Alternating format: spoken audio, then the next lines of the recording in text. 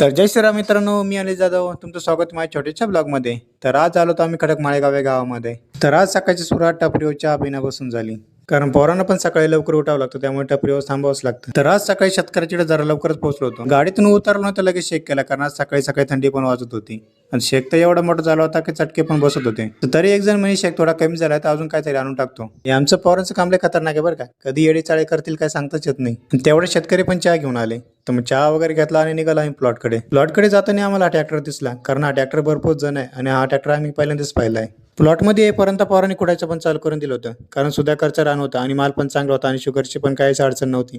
मागं बघितलं तर मागं पण काहीच राहत नव्हतं. माल तर चांगला होता आणि थोडा दाट पण होता, त्यामुळे झाडावर कॅरेट पण चांगलीच भरत होती. आणि आज लोणीवाल्यांची पण मजा होती, कारण शेतकऱ्यांनी 2 ट्रॅक्टर लावले होते. तर आज आम्ही खडक माळेगावमध्ये दत्तात्रय रायते यांच्याकडे आलो होतो. तर यांचा स्वभाव पण खूप छान होता बरं का, पोरांना पण भरपूर मदत करीत होते आणि पोरांना पण त्यांचा स्वभाव खूप आवडला होता. ग्रेपकडे वगैरे टाकून घेतली आणि शेवटची ट्रिप पण लोडी करून घेतली. तर गाडी लोडिंग होईपर्यंत शेतकरी पण नाश्ता घेऊन आले आणि आज महाशिवरात्र असल्यामुळे शेतकऱ्यांनी पण उपवासाचं आणलं होतं. ते शेतकरी पण आपले फॉलोअर्स होते बरं का. तर आतापुरते एवढंच, भेटू पुढल्या व्हिडिओमध्ये.